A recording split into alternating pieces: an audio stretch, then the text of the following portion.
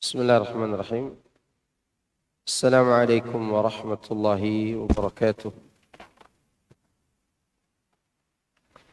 إن الحمد لله نحمده ونستعينه ونستغفره ونعوذ بالله من شرور أنفسنا وسيئات أعمالنا. من يهده الله فلا مضل له ومن يضلل فلا هادي له. وأشهد أن لا إله إلا الله وحده لا شريك له وأشهد أن محمدا عبده ورسوله صلى الله عليه وعلى آله وصحبه أجمعين وسلم تسليما كثيرا. أما بعد، فإن أصدق الحديث كتاب الله وخير الهدي هدي محمد صلى الله عليه وسلم. شر الأمور محدثاتها فإن كل محدثة بدعة وكل بدعة ضلالة وكل ضلالة في النار. Para jemaah sekalian, rahimani Allahu wa iyyakum. Alhamdulillah, kita bersyukur kepada Allah Subhanahu wa taala atas limpahan nikmat yang Allah anugerahkan kepada kita semuanya. Di antara nikmat tersebut adalah nikmat iman, nikmat Islam, dan nikmat diberikan kesempatan untuk mengamalkan dan mempelajari kedua nikmat tersebut. Kemudian kita juga bersyukur kepada Allah atas nikmat kesehatan yang Allah berikan ini. Karena ini adalah nikmat kehidupan yang paling besar. Meskipun kita tidak memiliki miliaran atau triliunan uang, tapi kita memiliki yang lebih berharga daripada itu, yaitu kehidupan. Taib, kita akan membahas bab man jahada syai'an minal asma'i was sifat.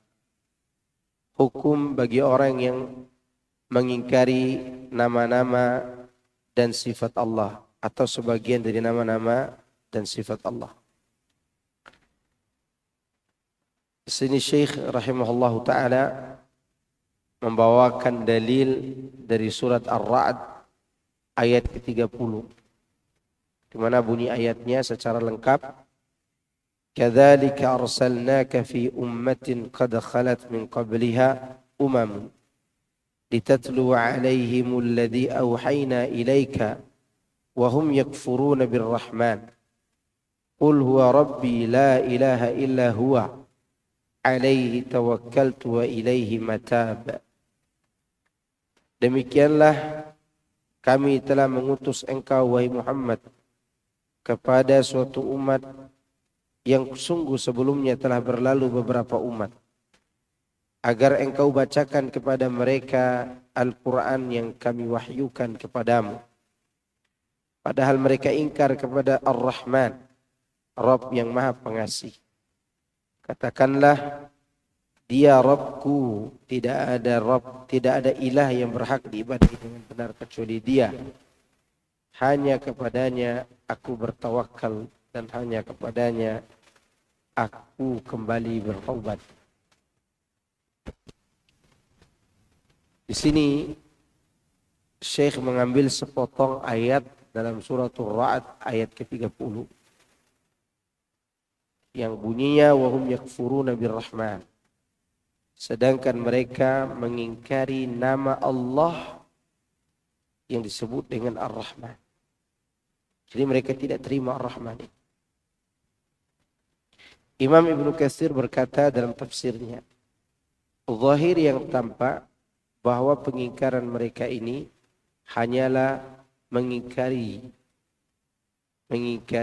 padahal hanyalah juhud. Juhud itu mengingkari, ya, dengan sikap egois, itu juhud.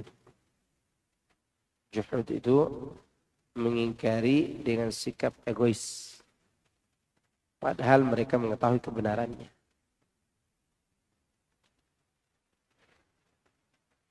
Dan penentangan serta melampaui batas dalam kekufuran mereka. Karena telah ditemukan pada syair-syair mereka di zaman jahiliyah mereka menamakan Allah dengan Ar-Rahman. Mereka menamakan Allah dengan apa? Ar-Rahman. Tapi kenapa ketika Nabi SAW yang menyampaikan mereka ingkari? Itu yang menjadi pertanyaan. Maka pengingkaran itu Allah sebutkan dengan istilah juhud. Ya. Ya, diistilahkan dengan juhud, artinya mengingkari dengan apa? Sikap egois. Faedah daripada ayat ini. Pengingkaran terhadap sebagian nama dan sifat Allah adalah suatu kekufuran. Makanya Abu Hanifah rahimahullah menganggap orang-orang yang tidak terima Allah beristiwa di atas arsy bahwa orang tersebut telah kafir. Ini pendapat Abu Hanifah. Abu Hanifah mengatakan orang yang mengingkari Allah beristiwa di atas arsy berarti dia telah kafir, bukan sesat lagi. Walaupun kita memegang pendapat bahwa mereka tidak serta-merta keluar dari Islam. Tapi sedemikian kerasnya para ulama dalam bab ini. Karena para ulama kita terutama Abu Hanifah menganggap bab nama-nama dan sifat Allah ini adalah fikih yang besar. Fikih yang agung. Maka mereka atau terutama Imam Abu Hanifah menganggap orang-orang yang mengingkari Allah beristiwa itu sebagai orang kafir. Ini bahaya, bukan masalah sepele. Maka kita tidak boleh mengingkari nama-nama Allah dan sifat. Yang kedua, wajib beriman kepada nama-nama dan sifat Allah Subhanahu wa ta'ala. Tentunya kita beriman kepada nama-nama yang Allah tetapkan untuk dirinya sendiri dan yang ditetapkan oleh Rasulnya sallallahu alaihi wasallam. Demikian juga sifat-sifat, bukan yang ditentukan oleh para tokoh-tokoh agama. Beriman kepada apa yang Allah wajibkan untuk diiman. Yang ketiga, penetapan salah satu nama dari nama Allah yaitu Ar-Rahman. Namanya ini mengandung sifat rahmat kasih sayang yang sesuai dengan keagungan Allah, dengan tidak menyerupakannya dengan rahmat makhluk. Makanya makhluk tidak boleh dinamakan dengan Ar-Rahman. Makhluk itu tidak boleh dinamakan dengan Ar-Rahman. Dan Ar-Rahman itu kalau disebutkan sendirian maknanya yang maha luas rahmatnya dan juga yang memberi kasih sayang kepada hamba-hamba dan walinya. Maka oleh karena itu ketika Allah menyebutkan penyandaran hamba kepada dirinya, ada kalanya Allah menyebutkan hamba itu dengan disandarkan kepada nama Ar-Rahman. Ketika Allah ingin menjelaskan ini wali Allah, maka dia menyandarkan hamba-hambanya tersebut kepada nama Ar-Rahman. Contoh di suratul Furqan. Wa ibadur rahman alladzina yamshuna 'alal ardi hauna. Sampai akhir surat itu. Semuanya itu sifat para wali Allah. Hamba Ar-Rahman itu adalah mereka yang berjalan di muka bumi ini dalam keadaan hauna, tawadu, taat, baik kepada makhluk. Coba antum lihat di suratul Furqan di ayat 63 sampai terakhir. Sampai akhir surat. Sampai akhir suratul Furqan dari ayat 63. Semua yang disebutkan dalam ayat-ayat setelah ayat 63 itu adalah sifat para wali Allah. Nah, ketika dia menyebut para walinya, dia menyandarkan kepada nama Ar-Rahman. Itu menunjukkan bahwa Ar-Rahman juga memiliki makna pemilik kasih sayang. Tapi kalau disebutkan berdua disebutkan sama-sama dengan Ar-Rahmanur Rahim, berarti Allah ingin menjelaskan Ar-Rahim itu pemilik rahmat yang bersifat kasih sayang saja. Itu hanya untuk orang mukmin. Adapun Ar-Rahman, nama yang agung. Makanya tidak boleh orang itu disebut antar Rahman, tidak boleh. Tapi boleh menyebut antar Rahim. Boleh. Karena Rahim itu artinya pemilik kasih. Sedangkan pemilik rahmat yang luas hanya Allah. Langit, bumi, serta isinya. Kedamaian, dan seterusnya. Baik, yang keempat.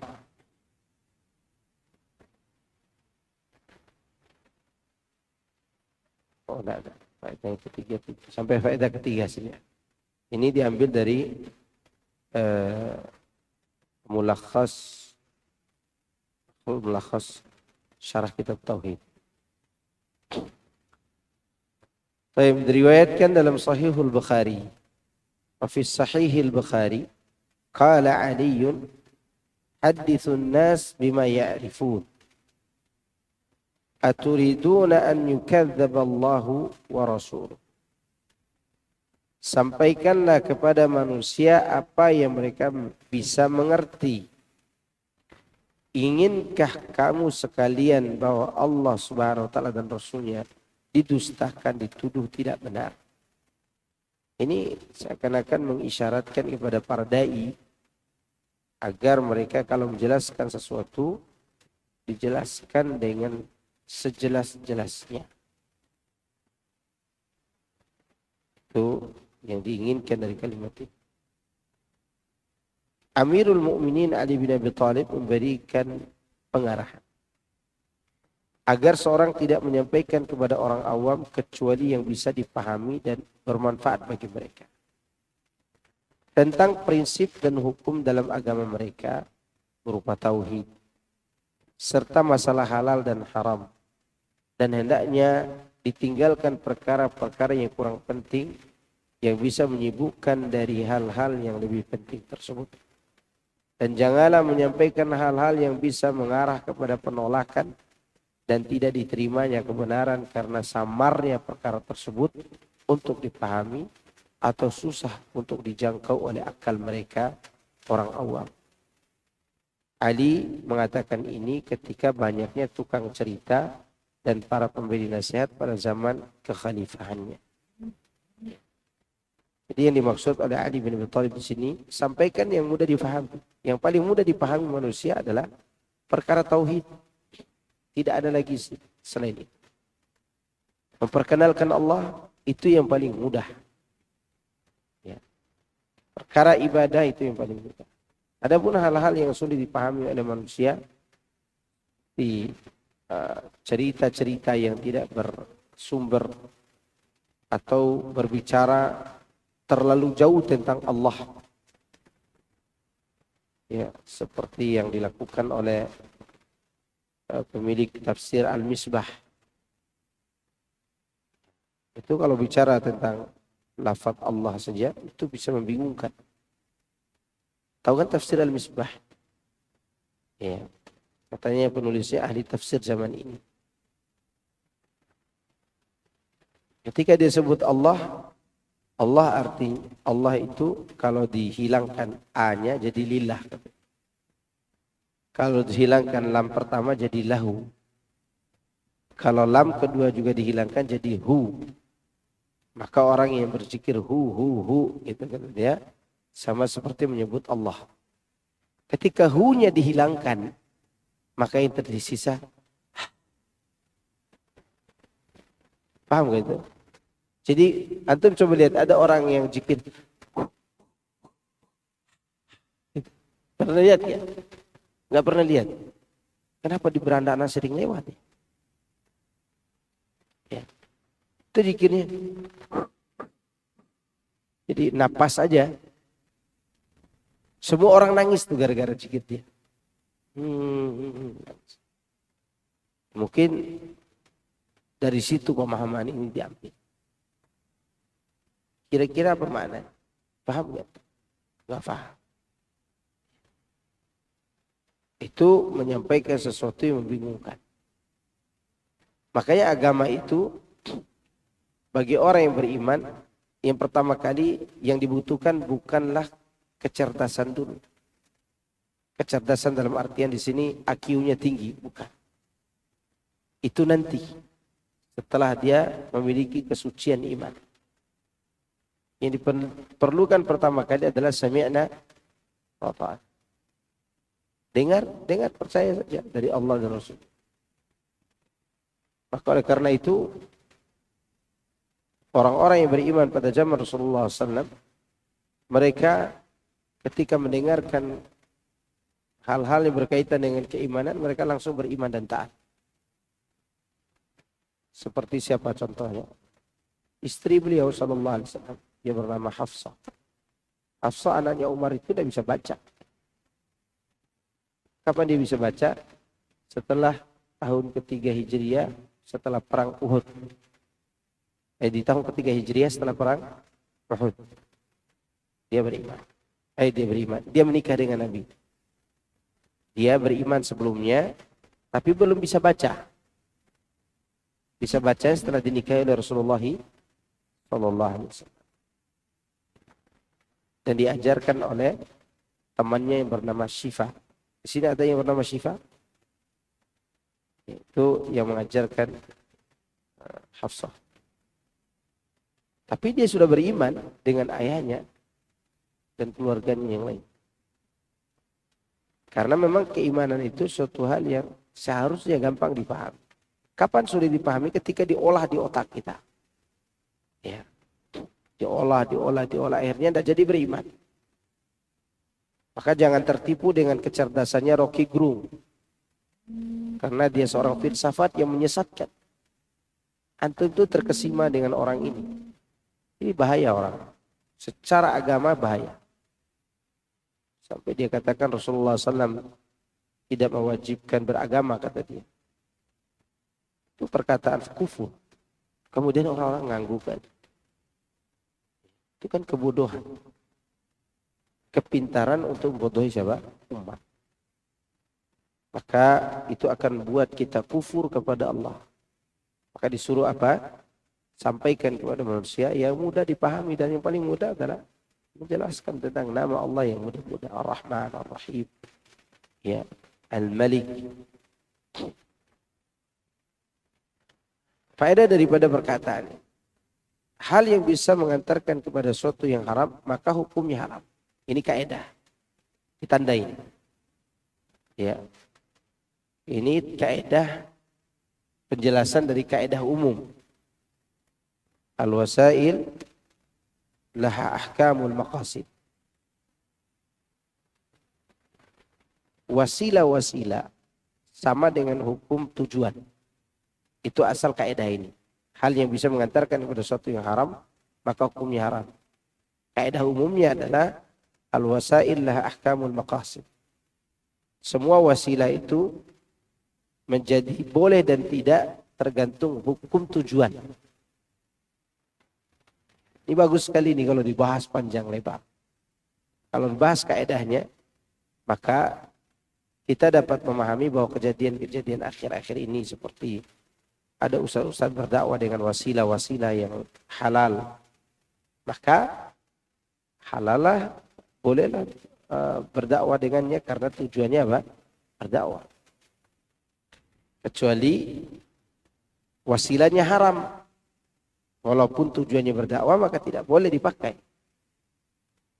Wasilah yang mubah, saya ulangi, wasilah yang mubah itu hukumnya mengikuti tujuan. Kalau tujuannya haram, maka wasilah itu menjadi apa? Haram. Kalau tujuannya halal, maka wasilah itu menjadi halal. Afwan. Kalau tujuannya wajib, maka wasilah tersebut menjadi wajib. Kalau tujuannya wajib, maka wasilahnya jadi apa? Wajib. Menutup aurat wajib kan? Beli baju hukum asalnya mubah. Tapi begitu tutup aurat wajib, maka memakai baju menjadi wajib. Padahal hukum asalnya pakai baju apa? Mubah. Mubah. Boleh, bukan, tidak ada hukum yang mengikat kecuali tujuan. Ya. Waktu sholat menutup aurat itu syarat sholat. Ya enggak? Tetapi ketika tidak ada baju pada saat menutup aurat, maka membeli baju menjadi wajib. Padahal tadi membeli itu mubah apa wajib? Mubah. Sama dengan video-video ini. Video yang ada ini, apa hukumnya? Tergantung tujuan yang kita pakai, yang kita inginkan. Kalau tujuannya untuk berdakwah, maka bisa saja sunnah, bisa saja wajib. Tergantung keadaan dan kebutuhan dakwah itu. Maka kalau yang mubah ini dipakai untuk sesuatu yang haram, maka dia ikut haram. Contoh, ya, orang beli pisau untuk tujuannya untuk apa? Menebas orang misalnya. Maka beli pisaunya jadi haram. Atau orang beli HP itu mubah. Tapi tujuannya beli HP baru supaya tidak ketahuan istri ketika telepon selingkuhan. Maka beli HP-nya haram apa halal? Haram, karena tujuannya untuk berbuat sesuatu yang haram. Maka di sini juga demikian. Jika ucapan mubah kita membuat orang mengingkari Allah dan Rasulnya, ucapan ini ditahan. Walaupun dia mubah.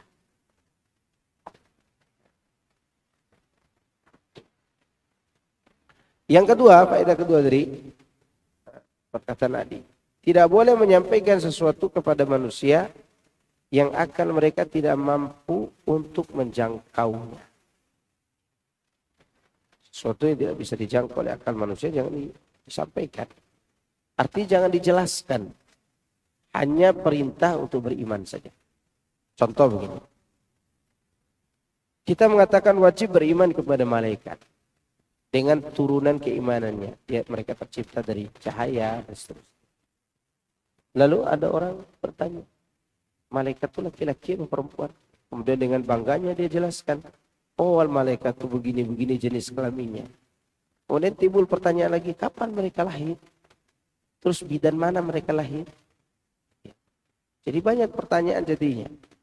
Ini tidak bisa dijangkau oleh akal, maka berhenti sampai pada penjelasan Allah saja. Kalau Allah katakan malaikat ada, udah selesai sampai situ. Tidak usah dijelaskan jenis kelamin dan seterusnya, bagaimana mereka hidup berkeluarga.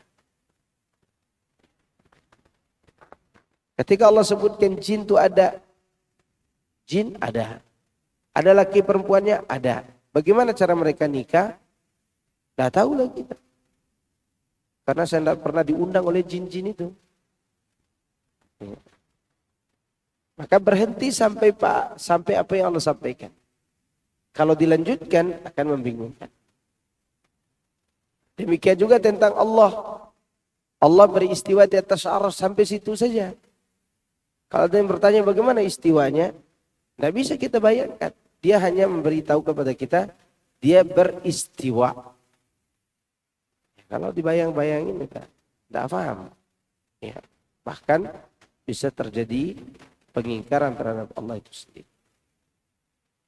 Ketiga, tatkala dikhawatirkan timbul mudarat dari menyampaikan sesuatu kepada manusia yang mereka tidak paham, maka hendaknya hal itu tidak disampaikan kepada mereka, walaupun hal tersebut merupakan suatu kebenaran.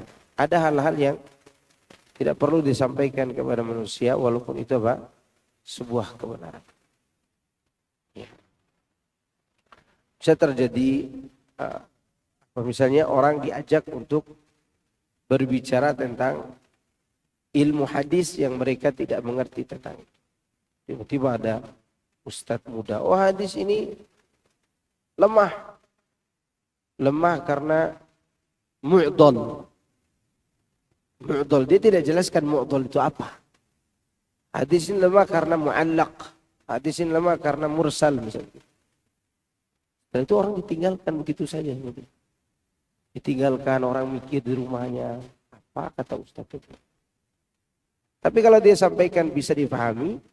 Mu'dal itu apa, mursal itu apa, munqati itu apa, mu'allaq itu apa, maka pada saat itu berarti dia tidak membuat fitnah.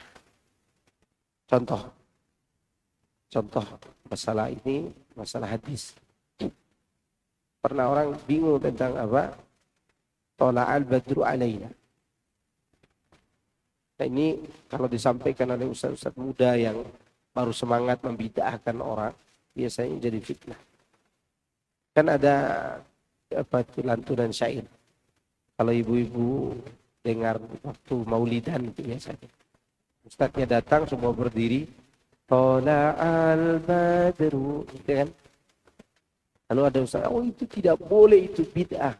Kalimat dia katakan tidak boleh ini membuat kerancuan. Apa kerancuannya? Ini Wahabi ini suka membid'ahkan orang gitu. Tapi kalau dia katakan ini nggak boleh, ini penjelasannya. Dijelaskan dulu. Kenapa tidak boleh tolak al-badru alaina? Pertama dari sisi riwayat.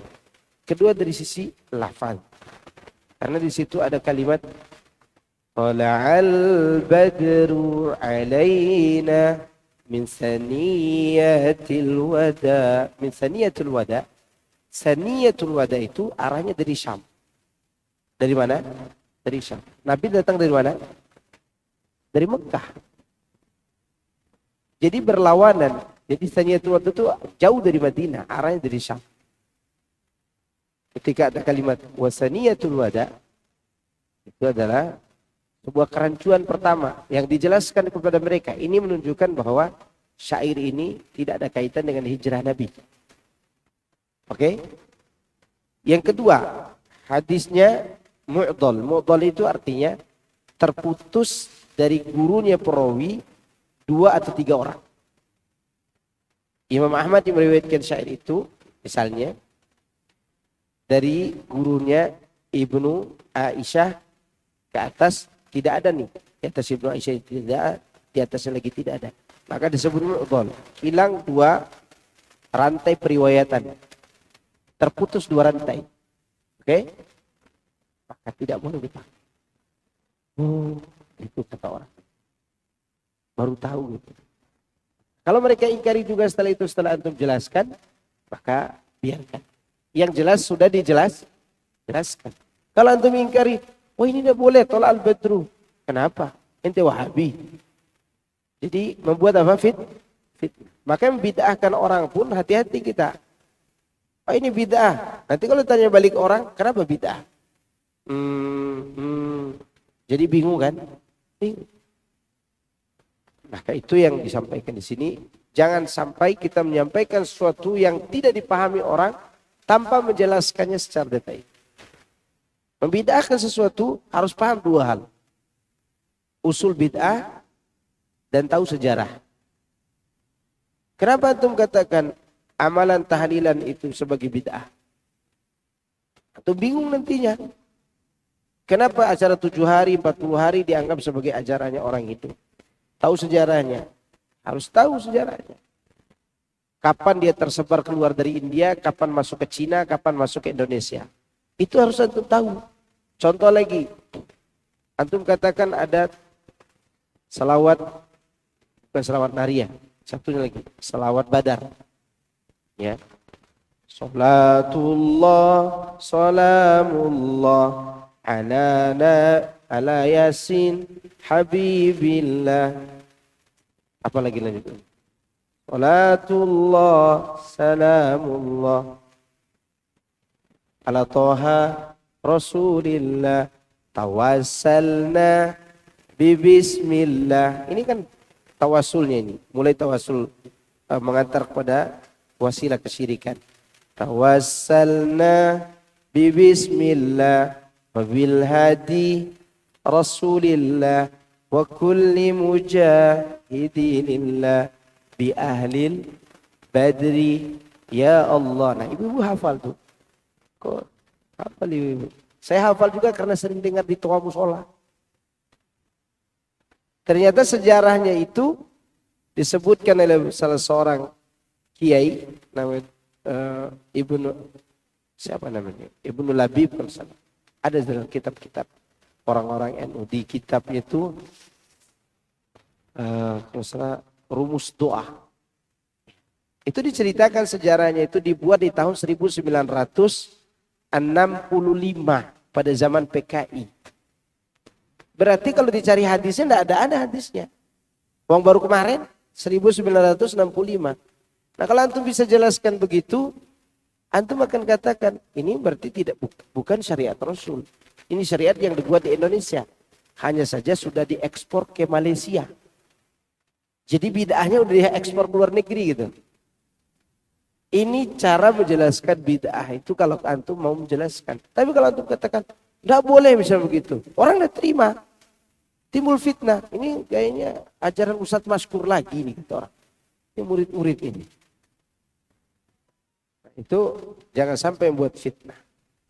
Karena fitnah itu bisa menimbulkan mudorot buat orang lain. Kalau mau antum tidak setuju dengan amalan orang, tinggalkan.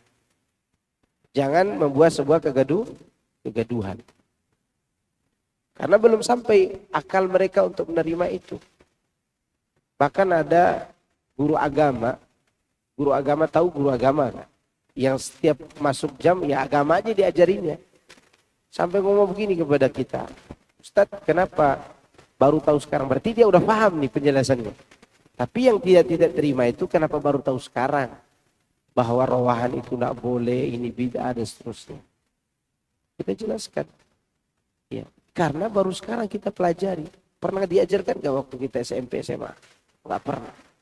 Kemudian pertanyaan kedua, ini syubhat namanya. Kenapa Menteri Agama tidak menyampaikan yang sebenarnya? Kita katakan kalau dia sampaikan yang sebenarnya, tidak jadi Menteri Agama dia. Karena dia bukan Menteri Agama Islam saja, Menteri Keagamaan. Baru dia ngangguk-ngangguk.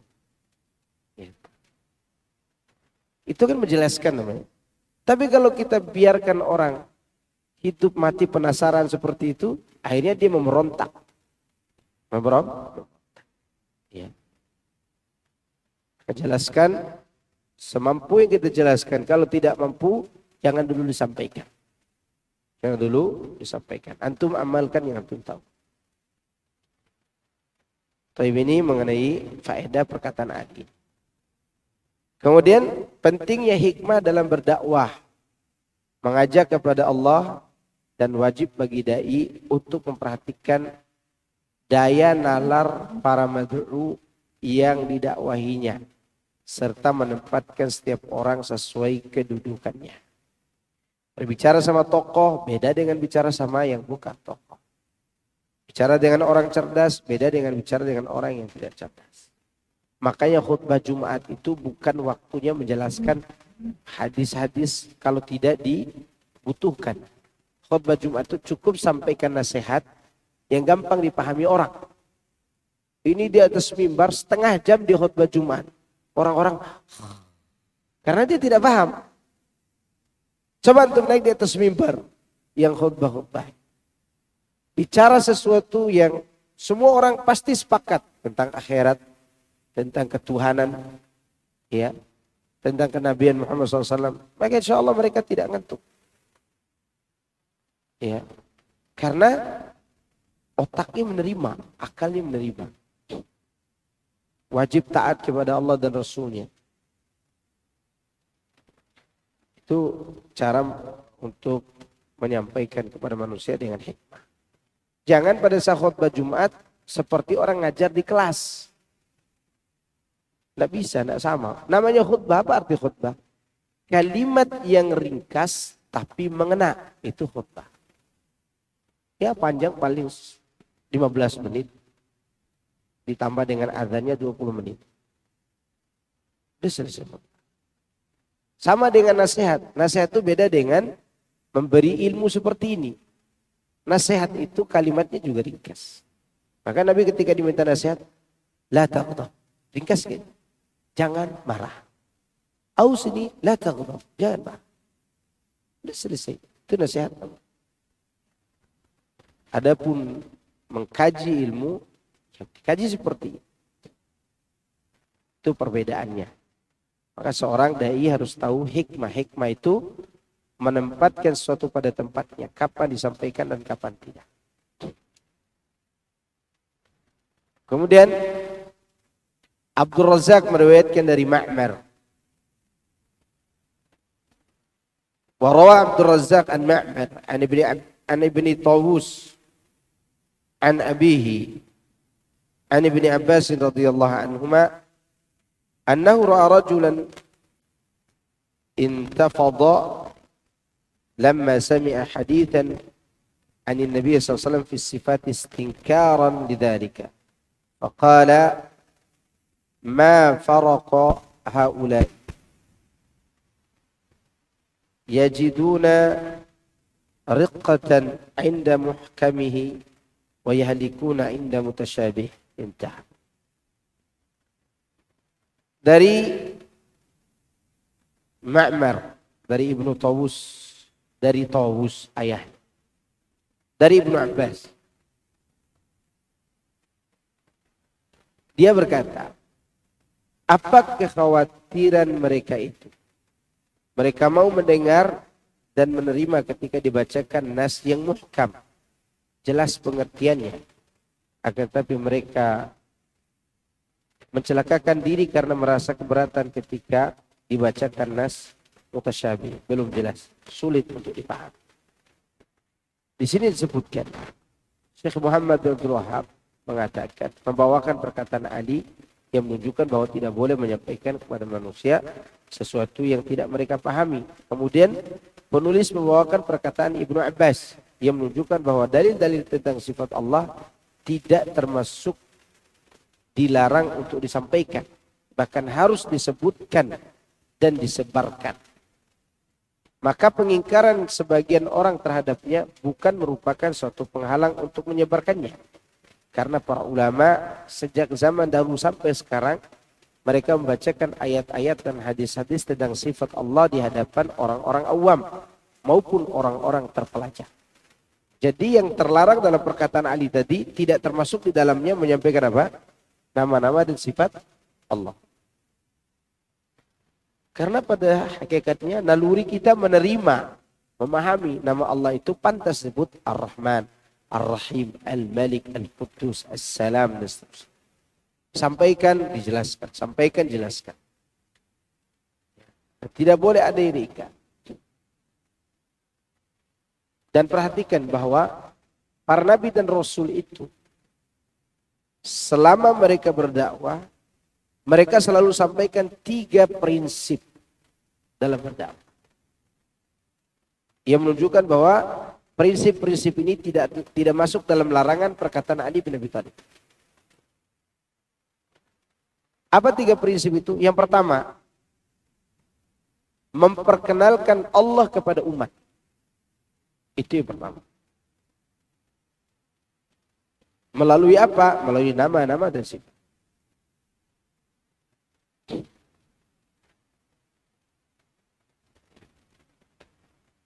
Yang kedua, menjelaskan kepada umatnya tentang jalan. Menjelaskan kepada umat mereka tentang apa? Jalan yang mengantarkan kepada Allah. Jalan yang mengantarkan mereka kepada Allah. Yang dimaksud dalam kurung tauhid ubudiyah, tauhid ibadah. Yang ini kitabnya, yang kita baca. Yang dimaksud dengan jalan pengantar kepada Allah itu adalah tauhid ubudiyah. Yang Allah sebutkan dalam surat Yasin, wa ani i'buduni hadza siratum mustaqim. Demikian juga dalam surat Maryam, perkataan Nabi Isa ketika dia masih bayi, wa innallaha rabbi wa rabbukum fa'budu hadza siratum mustaqim.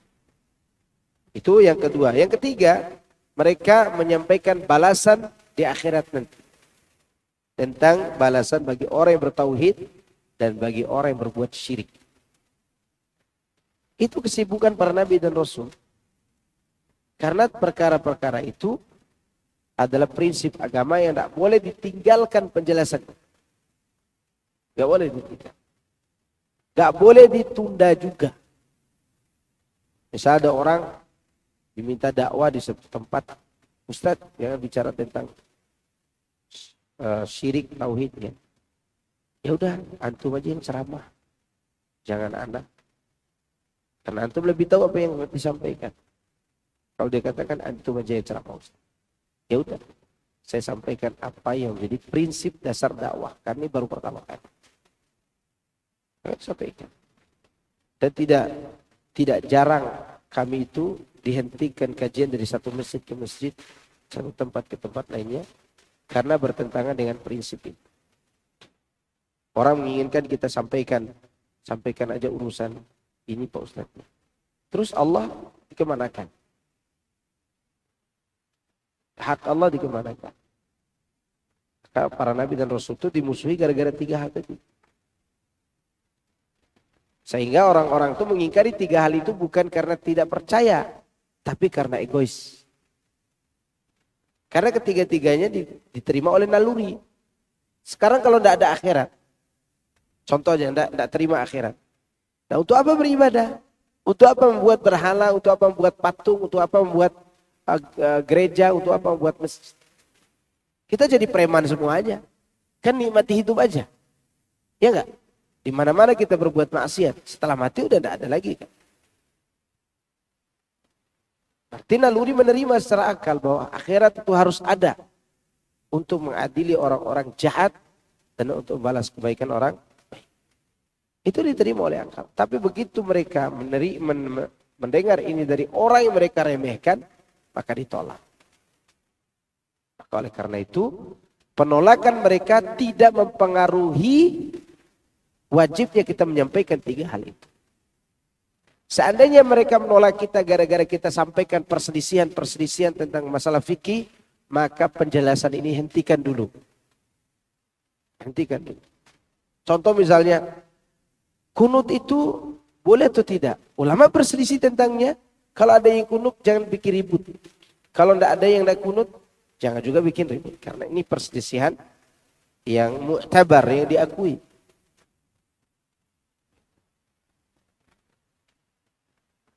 Sama dengan masalah yasinan misalnya. Membaca yasin kepada orang, membaca tahlil, mentalkin bukan mentahlil. Mentalkin mayat setelah dikuburkan. Ya, kalau kita tidak sanggup menjelaskannya, jangan ingkari orang yang sedang talqin di kuburan. Karena masalah itu juga masalah khilafiyah. Masalah apa? Khilaf. Disebutkan bahwa ada hadis, kalau salah disebutkan dari hadis sahabat Abu Umamah Al-Bakhili, bahwa para sahabat mentalkin mayat setelah meninggal. Tapi hadis itu lemah. Kelemahannya sangat lemah. Ketika kita tidak sanggup begitu, kita langsung ingkari orang yang sedang talqin di kuburan, bisa-bisa antum dilempar. Karena tidak berkaitan dengan kesyirikan, kaitan dengan perselisihan ulama. Yang berpendapat tidak boleh talqin di kuburan itu Abu Hanifah, Imam Ahmad. Sedangkan Imam Syafi'i, dia membolehkan dengan dasar hadis yang lemah. Nah, ketika antum bisa jelaskan kelemahannya, maka silahkan ngomong. Kalau tidak, jangan bikin masalah. Jelaskan. Sama seperti kunut, sama seperti yang lain. Adapun yasin baca di kuburan itu tidak ada riwayat sama sekali. Yang ada itu yasin dibacakan pada orang yang hendak meninggal dunia. Itu juga riwayatnya banyak yang dipertentangkan oleh para ulama. Nah, ketika 3 hal tadi udah tidak ada lagi yang dapat dipikirkan oleh kita. Nanti dulu takut fitnah, tidak bisa. Nama-nama Allah disampaikan, hak Allah disampaikan, tentang akhirat disampaikan. Setelah itu dimusuhi, itulah karakter dakwah para nabi. Ya. Nah, di sini disebutkan oleh Ustaz Yazid rahimahullah ta'ala tentang perpaduan antara perkataan Ali dan perkataan Ibn Abbas. Ibn Abbas menjelaskan yang tidak boleh ditahan-tahan itu menyampaikan nama-nama dan sifat Allah. Walaupun samar bagi orang-orang tentang nama-nama itu. Seperti istiwa, bagi sebagian itu samar. Dianggapnya istiwa itu mutasyabih menurut mereka. Ya. Tapi ini mengenai perkataan Ibnu Abbas radhiyallahu anhu. Adapun yang diriwayatkan dari Imam Malik bahwa beliau mengingkari periwayatan hadis-hadis tentang sifat Allah, maka hal ini ada dua kemungkinan. Sebagaimana disebutkan oleh para ulama mazhab Malik. Pertama, bahwa yang dilarang Imam Malik itu adalah meriwayatkan hadis-hadis yang dhaif, yang lemah tentang sifat-sifat Allah. Yang kedua, beliau melarang yang tidak ahli meriwayatkan hadis-hadis seperti ini. Karena dikhawatirkan orang ini tidak mengetahui kaidah-kaidah tentang sifat-sifat Allah. Ya. Itu alasannya. Imam Malik melarang meriwayatkan hadis tentang nama-nama dan sifat Allah karena dua alasan. Pertama, Imam Malik melarang meriwayatkan hadis lemah berkaitan dengan sifat Allah. Yang kedua, melarang orang yang tidak ahli meriwayatkan hadis untuk meriwayatkan hadis seperti itu. Karena ada di zaman itu ahli nasihat tapi tidak ahli meriwayatkan hadis. Ya. Kemudian faedah dari perkataan Ibnu Abbas. Tidak mengapa atau boleh membawakan ayat dan hadis tentang sifat-sifat Allah di hadapan orang-orang awam maupun orang-orang khusus yang terpelajar dengan maksud untuk mengajarkan tauhid asma wa sifat. Dan ini pernah saya sampaikan kepada anak-anak STM. Saya pernah diminta si kajian di anak STM. STM ya atau ya STM yang teknik-teknik. Jadi semuanya dipaksa oleh gurunya untuk hadir ke kajian karena ada pembagian rapot.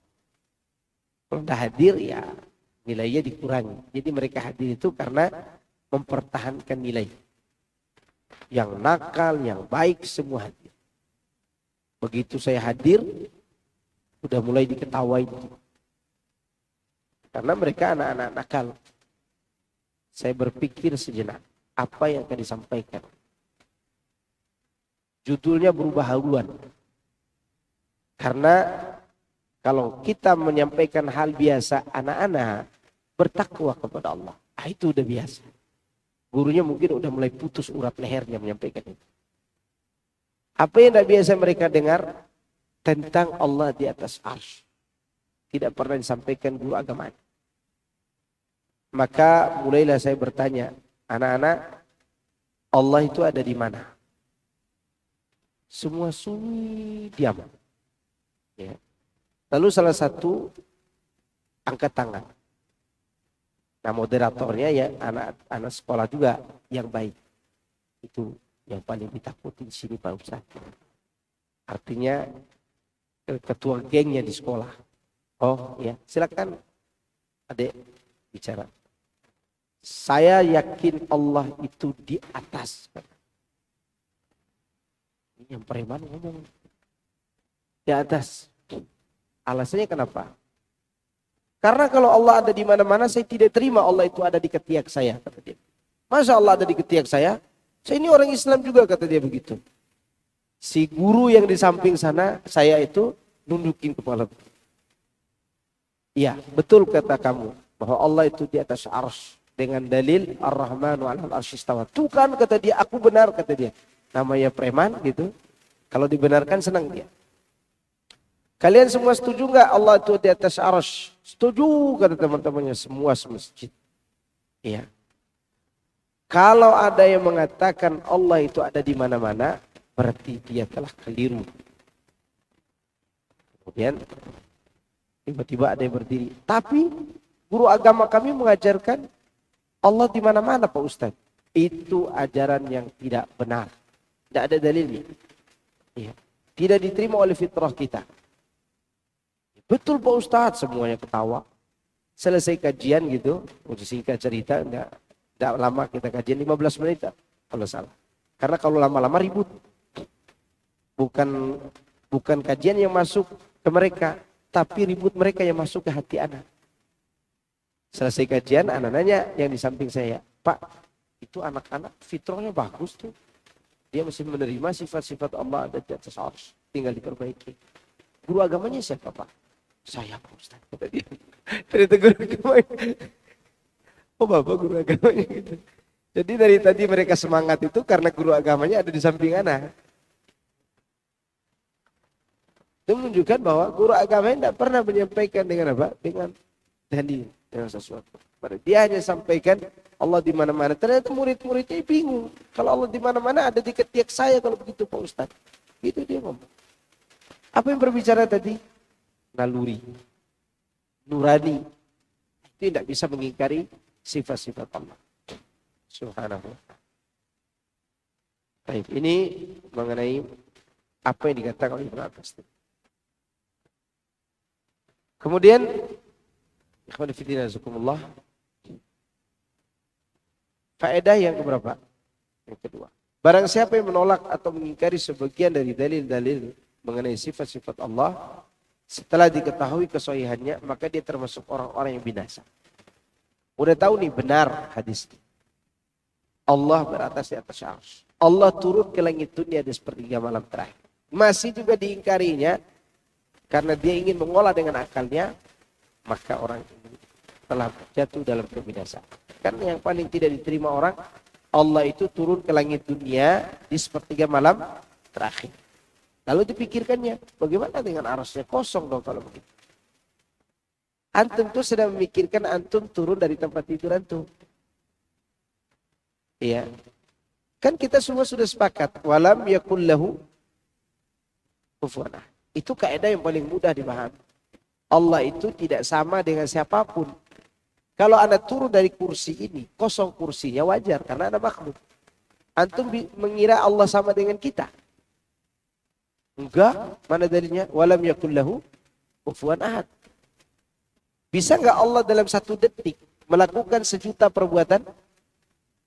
Dan 1.000.000 perbuatan itu secara akal kita bertolak belakang? Bisa. Allah bisa melihat sambil mendengar? Bisa enggak Allah mendengar ucapan saya sambil mendengar isi hati miliaran manusia? Kalau bagi kita, anak lagi bicara sama anak, istri lagi ngomong. Saya tidak bisa fokus sama istri saya karena saya ngomong sama anak. Lalu istri saya ngambek. Enggak perhatian sama istri, wajar. Dia ngomong gitu wajar. Kenapa? Karena saya tidak bisa fokus kedua-duanya. Karena saya ini makhluk. Kalau saya lagi ngomong sama istri saya, lalu tiba-tiba anak saya panggil. Anak saya bilang, ayah hendak kasih sayang sama anak. Wajar karena saya makhluk. Tapi ketika saya ngomong didengar oleh Allah dan isi hati mediar manusia juga didengar oleh Allah, maka wajar nggak bagi Allah? Wajar karena dia Tuhan yang beda dengan kita. Ada seorang, dia katakan kepada istrinya, aku membela engkau, mencintai engkau. Tapi tiba-tiba istrinya membaca WA-nya, ternyata dia bicarakan istrinya di hadapan keluarganya. Dua hal yang bertentangan kan? Bertentangan. Tadinya istri tidak tahu isi hatinya, sekarang udah tahu. Berarti selama ini bisa saja orang itu menyampaikan sesuatu, tapi orang yang mendengar itu tidak tahu yang sebenarnya. Tapi Allah tahu semuanya. Dia dengar ucapan saya, dia lihat kita di sini, dia juga lihat orang di luar sana. Dia lihat orang yang taat, dia juga lihat orang bermaksiat. Ya emangnya kita pulang duluan, bolos. Kenapa? Guru BP tidak hadir. Bisa, karena guru BP tidak hadir. Sekarang kita mau maksiat. Kita maksiat ya. Kenapa? Karena Allah lagi sibuk ngurusin kajian di Taman Yasmin. Nah, Allah itu dia bisa melihat semuanya. Jutaan perbuatan dalam 1 detik dia bisa lakukan. Maka kenapa kita perkarakan dalam 1 keadaan dia bisa turun dan dia bisa berada di atas arsy? Kenapa kita perkarakan itu? Padahal hadisnya sahih. Kita perkarakan itu karena kita pertama menyamakan Allah dengan makhluknya di dalam otak dan benak kita. Padahal kita semua sudah berjanji ketika mendengar sesuatu dari Allah yang benar, dari sifat-sifat atau nama-namanya, maka kewajiban kita bukan mengolah di otak. tapi beriman di hati. Ya, itu yang menyelamatkan. Kemudian yang ketiga, membantah orang-orang yang mengingkari sebagian dari dalil-dalil tentang sifat-sifat Allah. Kenapa mereka mengingkari? Karena tadi terjadinya syubhat di kepala mereka.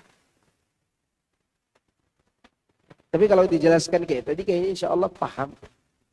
Sejuta perbuatan Allah bisa lakukan dalam satu detik. Apalagi cuma 2. Turun dan beristiwa. Kan cuma 2 itu. Ya enggak? Bukankah ada yang lain lagi yang Allah berbuat? Beri rezeki, memberi rahmat, mengadab, mengampuni.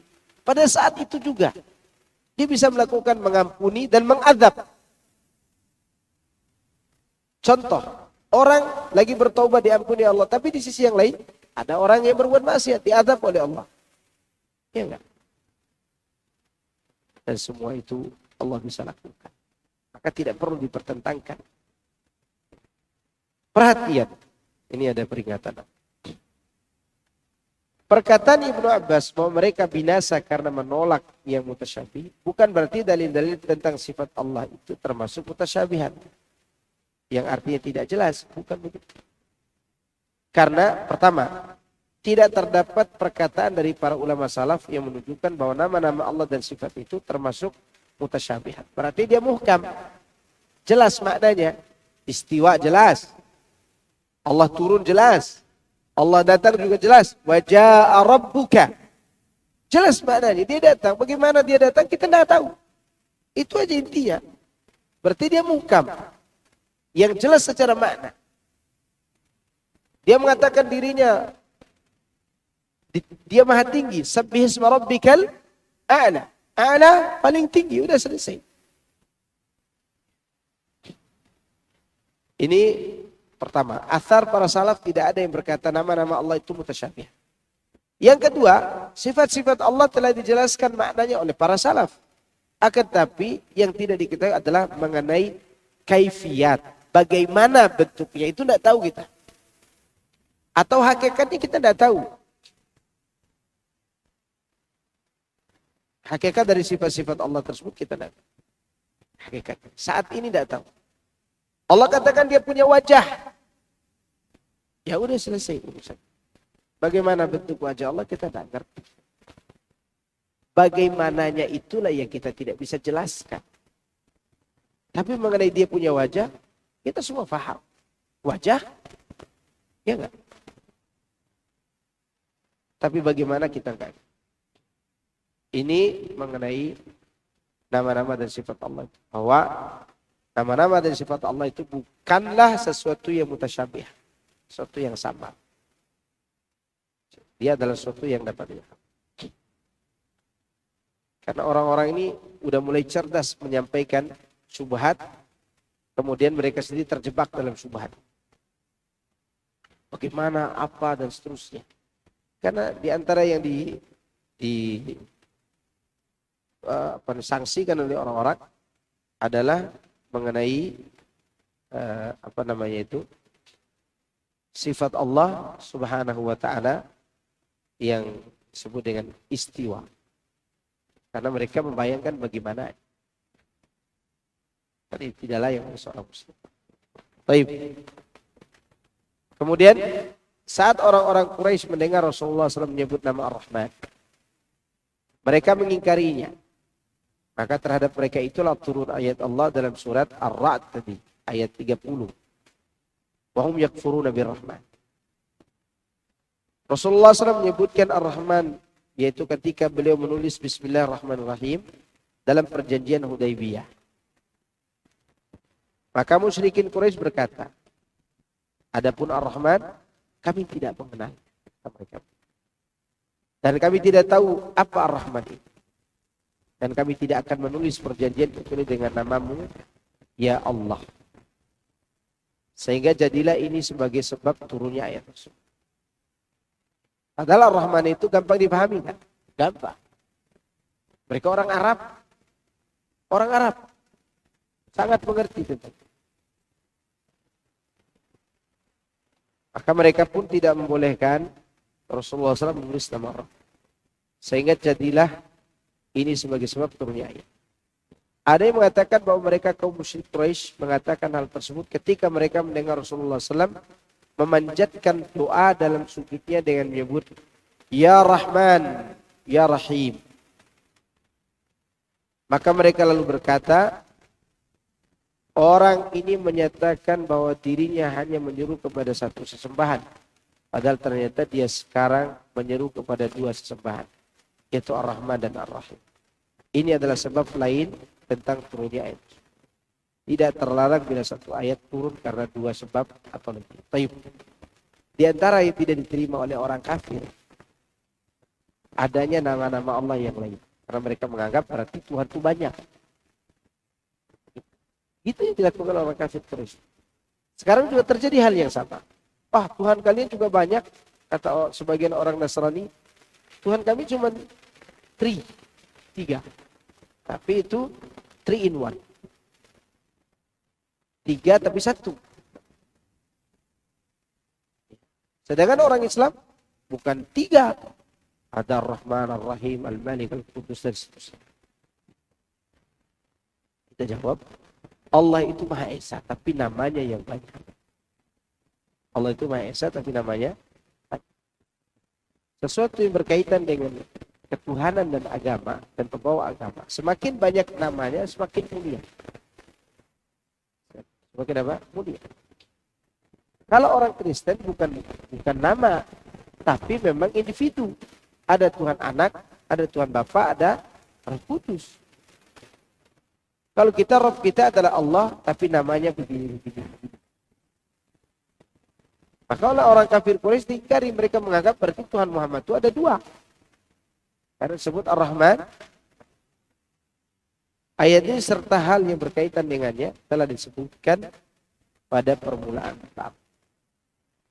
Tadi bab permulaan bab. Baik, faedah.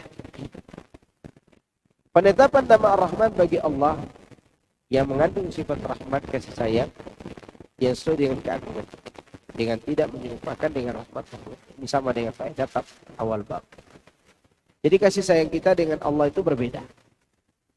Antum menyayangi anak antum dengan sayang luar biasa. Allah menyayangi makhluknya, walaupun berdosa, dia tetap menyayangi. Makanya disebutkan dalam hadis qudsi, dalam hadis yang diriwayatkan oleh Bukhari dan Muslim, Innallaha yagharu wa ghairatullah an ya'tiyal mu'minu ma harrama. Allah itu cemburu. Kapan Allah cemburu? Jika seorang mukmin mendatangi yang diharamkan Allah. Lihat di hadis ini, Rasulullah tetap menyebutkan an ya'tiyal mu'min. Tetapi yang apa? Berarti cara Allah menyayangi orang ini dengan cara Allah cemburu terhadap perbuatan maksiatnya. Lalu Allah datangkan hidayah untuk dia bertobat, entah itu dengan sakit, entah itu dengan diberikan musibah, supaya dia kembali kepada Allah. Ya, itu menunjukkan bahwa Allah itu menyayangi kaum. Dengan cara dia, kalau kita menyayangi anak kita, kadang kasih sayang itu mencelakakan dia. Contoh, anak nangis terus minta HP, dikasih HP terus. Akhirnya dia dididik oleh HP, tidak nurut sama orang tuanya. Makanya anak-anak sekarang nurut sama siapa? Sama HP, gara-gara kasih sayang ibu bapaknya yang salah. Anak kalau nangis, dikasih HP, diam dia. Berarti dia sudah berbakti kepada orang tuanya apa HP-nya? HP, hati-hati. Anak-anak nangis jangan dikasih HP. Diajak bermain. Allah tidak sama dengan kasih sayang makhluk. Kadang Allah itu menyayangi makhluk dengan hal yang tidak disukai oleh makhluk. Ya. Dia menyayangi orang yang dia cintai dengan cara dia. Kadang Allah menyayangi makhluknya dengan diberikan harta. Agar dia tidak kufur, dikasih harta. Kadang Allah menyayangi makhluknya dengan cara diberikan kesusahan. Karena kalau dikasih harta, dia playboy. Ya enggak? Kadang Allah tuh menyayangi makhluknya dengan cara diberikan penyakit. Agar dia terus mengeluh dan meminta kepada Allah. Itu cara Allah SWT. Tapi kalau ada orang dikasih harta, sambil berbuat maksiat, tidak diapa-apain, hati-hati istidraj. Apa namanya? Istidraj. Apa itu istidraj? Itu Allah membiarkan orang ini terus jatuh dalam maksiat dan kesenangan, lalu suatu hari nanti dia diadab dengan sekonyong-konyong, tiba-tiba. Ya. Ini mengenai kasih sayang Allah yang luas. Yang kedua, barang siapa yang mengingkari sebagian dari nama-nama Allah dan sifatnya, maka dia termasuk orang yang binasa, terjatuh dalam kekufuran. Tadi sudah disebutkan juga. Ketiga, pengingkaran orang-orang musyrik terhadap nama dan nama Ar-Rahman itu sekedar penentangan saja. Adapun naluri menerima. Padahal mereka tahu bahwa ini ia termasuk nama Allah. Sebagaimana perkataan Ibnu Katsir di awal bab ini. Ini yang disebut oleh Allah wajahadu biha wastaiqanat anfusuhum dzulman wa 'uluwa. Mereka mengingkari semua itu tentang nama-nama Allah dan sifatnya, padahal hati kecil mereka menerimanya hanya saja karena zalim dan sombong, angkuh. Dzulman, zalim, 'uluwa, angkuh. Tapi ini mengenai dalil-dalil yang dibawakan oleh penulis tentang bab man jahada min asma'illahi wa sifat. Hukum bagi orang yang mengingkari sebagian nama-nama Allah dan sifatnya. Hukum orang tersebut minimal dia dikatakan tersesat dari jalan yang lurus. Bahkan ada yang sampai kufur, keluar dari Islam. Seperti Jaham bin Safwan. Jaham bin Safwan, pendiri sekte Jahmiyah. Yang pernah saya sampaikan biografi singkatnya dulu. Jaham itu kalau dia ceramah, ada orang yang ngantuk. Semua menangis kalau dia lagi menyampaikan hal-hal yang berkaitan dengan kesedihan. Semua terkesima dengan kajian. Para ulama di zamannya tidak tinggal diam. Mereka meneliti akidah dan keyakinannya. Lalu didatangi oleh para ulama, di antara pertanyaan yang diajukan kepadanya, di mana Allah? Jaham bingung. Karena dia bingung, masuk lagi dia ke rumahnya. Setelah itu baru dia keluar, mungkin di dalam rumah dia cari jawaban. Keluar dan menyampaikan Allah itu tidak di atas. Tapi dia ada di sini di bumi. Alasannya karena takut menyamakan Allah dengan makhluk di atas. Tapi dia tidak sadar kalau dia sedang menyamakan Allah dengan makhluk di bawah. Makhluk bumi. Karena dia bingung mencari nama dan sifat Allah yang tidak sama namanya dengan makhluk. Maka pada saat itu dia menetapkan sebuah keyakinan. Allah itu ada. Tapi tidak ada. Karena kalau dikatakan ada, berarti kita juga sama dengan Allah ada, gitu kan. Nah, yang tidak sama dengan Allah kita ini adalah ada yang tidak ada. Kira-kira antum bingung kan? Bingung. Anak yang membaca itu pusing sendiri juga. Ini ada tapi tidak ada. Orang yang mengatakan demikian berarti dia menyembah sesuatu yang tidak ada. Maka diputuskanlah hukum baginya bahwa dia itu kafir murtad keluar dari Islam. Padahal dia pandai ceramah. Maka antum jangan terkesima dengan orang yang pandai ceramah. Kalau keyakinannya salah. Jaham ini dikufurkan. Maka dia akhirnya disembelih di waktu Idul Adha oleh Abdul Malik bin Marwan. Waktu Idul Adha, dulu yang khutbah itu pemimpin. Karena pemimpinnya berilmu. Setelah itu disuruh kalian pulang ke rumah kalian untuk menyembelih hewan kurban kalian. Sekarang aku akan menyembelih Jaham bin Safwan. Ya. Maka ketika Islam itu jaya, ahlul bid'ah itu tidak berkutik. Ya. Mungkin itu yang membuat takut orang-orang filsafat itu kalau terjadi ada pemimpin yang bermanhaj salaf, dan itu tidak mungkin. Karena kita tidak tertarik dengan politik. Kita tertarik dengan memperbanyak hamba Allah dan pengikut Rasul. Ya, kalau dulu digorok. Karena dia mengingkari nama-nama dan sifat Allah. Baik, kandungan bab ini. Dinyatakan tidak beriman karena mengingkari menolak sebagian dari asma wa. Yang kedua, tafsiran ayat dalam surat Ar-Ra'd tadi sudah disebutkan. Ya, mereka tidak beriman kepada nama Allah Ar-Rahman. Itu sebagian. Yang ketiga, tidak dibenarkan menyampaikan kepada manusia hal-hal yang tidak dipahami oleh mereka. Banyak hal yang tidak dipahami oleh manusia yang menimbulkan fitnah kadang. Kalau tidak segera dijelaskan. Tapi kalau sudah dijelaskan, insya Allah meminimalisir fitnah.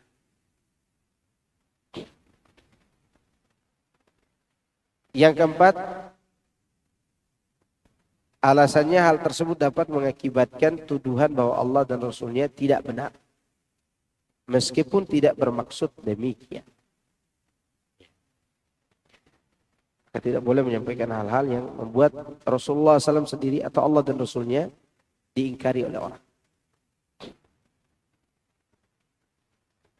Yang kelima, Ibnu Abbas menolak sikap orang yang merasa keberatan saat dibacakan sebuah hadis yang berkenaan dengan sifat Allah dan menyatakan bahwa sikap tersebut bisa mencelakakan orang tersebut. Ada hadis yang berkaitan dengan sifat Allah lalu orang tidak terima. Ya, orang ini bisa celaka. Banyak yang seperti itu. Dan dia akan membinasakan dirinya sendiri. Pernah saya sampaikan bahwa ada orang tidak terima saya sampaikan ayat tentang wajah. Itu lagi khutbah Jumat. Bahwa nanti di akhirat orang-orang yang beriman dihadiahkan dengan hadiah yang lebih dari surga. Yaitu melihat wajah Allah. Anda sampaikan hadisnya. Tentang Allah memanggil ya ahlal jannati labbaika ya rabbana wa sa'daik wal khairu biyadaik dan seterusnya sampai Allah menyingkap wajahnya. Hadis ini lumayan panjang. Maka turun dari mimbar ada orang katakan, Ustaz tadi kayaknya keliru sampaikan. Apa-apa? Antum katakan Allah punya wajah. Tidak keliru, memang saya sengaja. Gak boleh begitu Pak Ustaz. Kenapa tidak boleh? Karena bisa menyamakan Allah dengan kita. Punya wajah. Nah, pertanyaan terbaliknya, antum mau artikan apa wajah? Dia katakan, ya dengan kasih sayang, dengan zat, kata dia. Dengan zat. Antum sudah lolos dari menyamakan Allah dengan makhluk. Udah, kata dia, dengan zat aja. Sekarang pertanyaan antum punya zat kan? Punya. Berarti sama dong antum dengan Allah. Oh enggak sama Pak Ustaz, kata dia. Sambil dia geleng-geleng kepala. Kenapa tidak sama? Karena Allah tidak sama dengan makhluknya. Nah, kenapa tidak dari tadi? Wajah Allah dengan wajah antum itu berbeda. Ana sama antum aja berbeda. Pergi dia. Bingung dia. Pergi. Karena akan mencelakakan dirinya sendiri dan menyesatkan dirinya sendiri. Saya sama antum sama gak wajahnya? Tak sama. Antum putih. Antum mancung hidungnya. Anak agak coklat. Masa disamakan? Nggak sama. Itu aja tidak sama. Apalagi sampai saya katakan wajah antum sama monyet aja tidak sama. Tapi sama-sama namanya apa? Wajah. Jadi yang namanya sama bukan berarti hakikatnya sama. Lalu ada lagi mengatakan Allah itu tidak punya wajah. Kenapa? Karena kalau ditetapkan Allah punya wajah berarti dia sama dengan makhluk. Saya katakan, ada nggak makhluk yang tidak punya wajah? Ada nggak makhluk yang tidak punya wajah? Antum jangan bengong. Ada nggak makhluk yang tidak punya wajah? Ada makhluk yang tidak punya wajah itu ada. Antum pernah lihat kentut antum punya wajah? Begitu. Gantengnya kentut saya nggak ada. Orang ngomong bau, pasti kan? Tapi pernah lihat nggak wajah kentut? Nggak pernah. Ketika orang mengatakan Allah tidak punya wajah, dia masih menyamakan Allah dengan makhluk yang hina yang bernama kentut. Kentut itu makhluk apa tidak? Mau dikatakan apa makhluk kentut itu? Makhluk. Jadi selain Allah itu makhluk. Kalau dikatakan Allah tidak punya wajah berarti masih menyamakan Allah dengan apa? Makhluk. Ada lagi yang mengingkari bahwa Allah punya tangan. Kenapa antum katakan Allah tak punya tangan? Padahal Allah katakan di hadapan iblis. Ya iblis, ma mana akan tasjuda lima khalaqtu biyadayya? Surat Shad ayat 75. Wahai iblis, kenapa kau tidak sujud kepada yang kuciptakan dengan yadayya, dua tangan? Kata dia, tangan Allah itu diartikan dengan kekuatan. Kenapa kalau diartikan tangan? Saya bilang begitu. Dijawab, ya sama dong dengan kita. Bukankah ada makhluk juga yang tidak punya tangan? Apa dia bilang? Cacing, pernah lihat tangan cacing? Iya juga itu. Berarti ketika antum hilangkan tangan Allah, antum samakan Allah dengan cacing kalau begitu. Berani antum? Ya sudah, apa yang Allah sampaikan antum terima, beriman, jangan dibayangin. Ketika dibayangin, itulah yang buat sakit kepala kita. Maka orang sufi itu banyak yang sakit. Sakit. Sakit apa? Sakit pemahamannya. Tarekat itu banyak yang sakit. Coba antum lihat tingkah lakunya itu, udah kayak orang tidak normal kan. Beda dengan kita. Itu nih beda. Ya. Karena kita berjalan sesuai dengan naluri dan beriman sesuai dengan kabar yang datang. Udah selesai.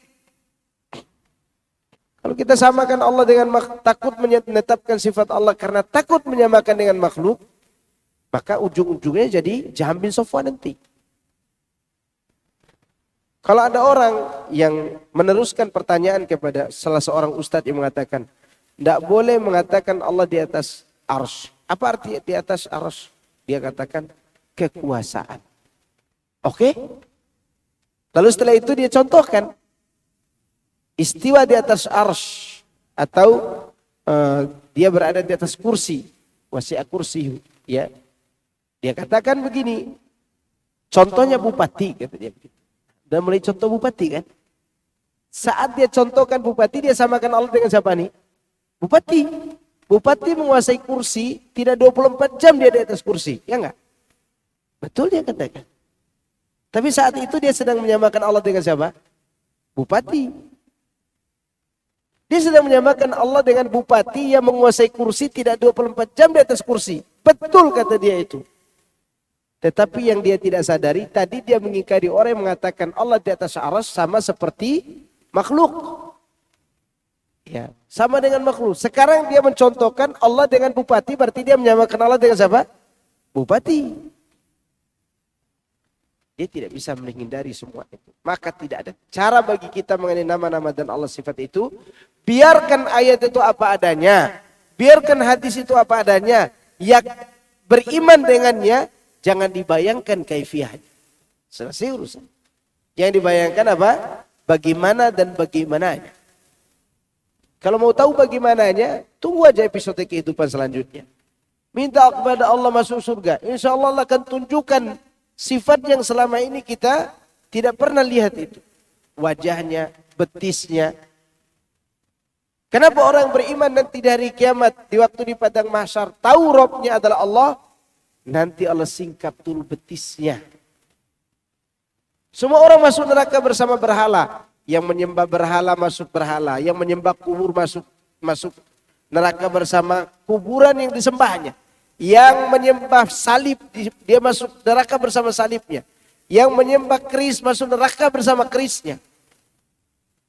Yang tersisa siapa? Orang yang beriman dan munafik yang tidak pernah ruku dan sujud di hadapan berhala. Begitu Allah datang dan mengaku, bukankah aku Tuhan kalian? Mereka semua mengatakan, kami berlindung kepada Allah dari engkau. Lalu Allah bertanya selanjutnya, apa sifat Tuhan kalian yang kalian kenal hari ini yang pernah dikabarkan?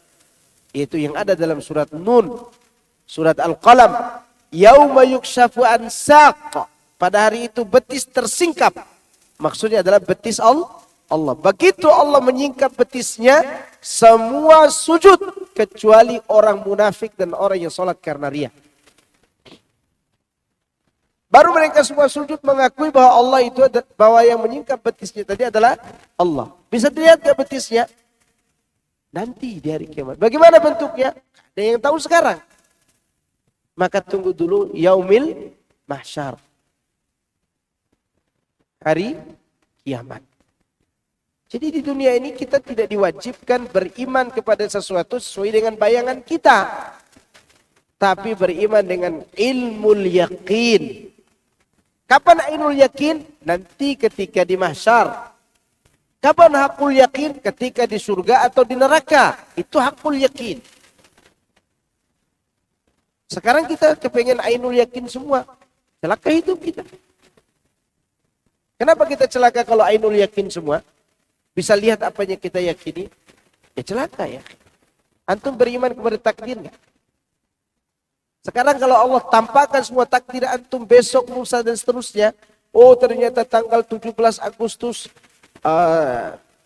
takdirnya fulan, anaknya dirampok orang, dirinya dicincang orang. Sedih duluan gak dia? Sedih. Mau touring gak jadi. Ya kan? Mau bikin anak lagi gak jadi. Karena ditampakkan apa? Takdirnya. Itu saja kita tidak bahagia. Bagaimana dengan ditampakkan semua yang gaib, azab kubur diperlihatkan, azab neraka diperlihatkan. Nah, jadi kita makan. Jadi kita makan. Enak.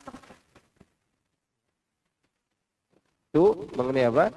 Mengenai keyakinan. Itu harus dengan keimanan, bukan dengan bayangan. Baik, ini cukup sampai sini. Mudah-mudahan ini bermanfaat untuk saya. Dan Allah beri kita pemahaman yang lurus dan ilmu yang bermanfaat. Silakan.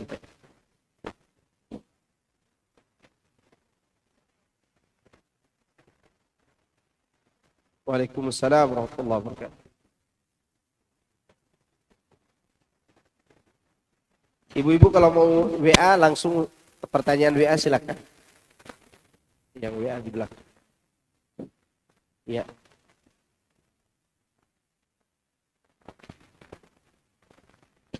Di dalam kubur itu enggak boleh.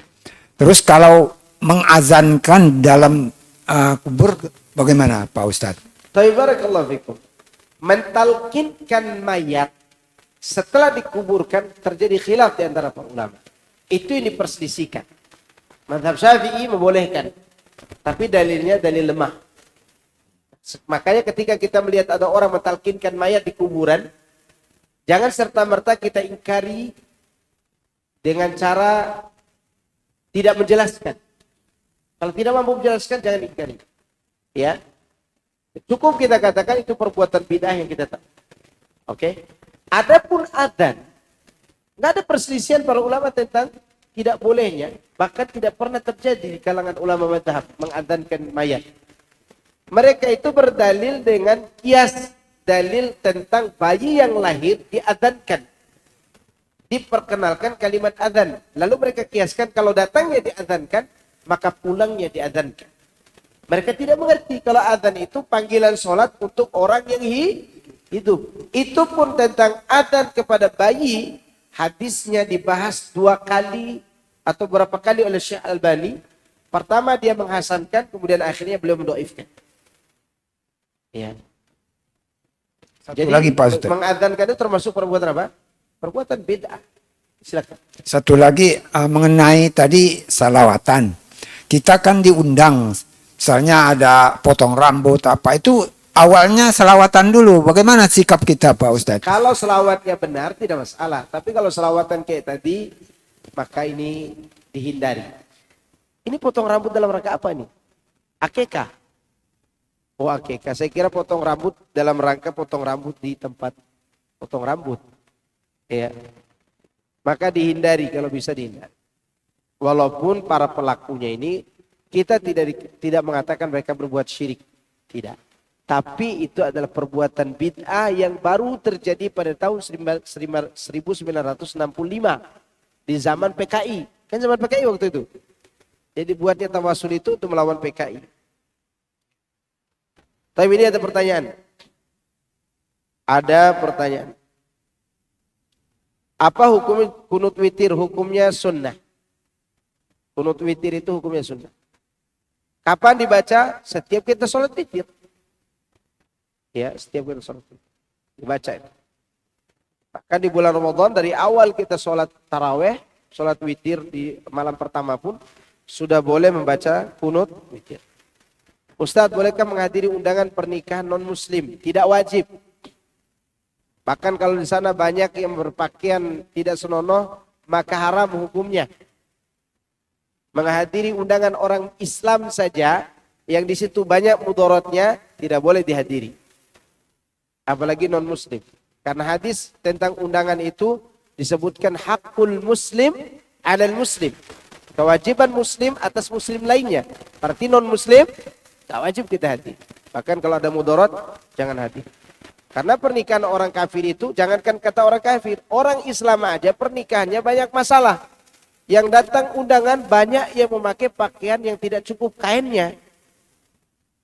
Ya, ada yang pakainya sampai segini, ada yang you can see my ketek, ada yang pakai rok mini dipakai banyak.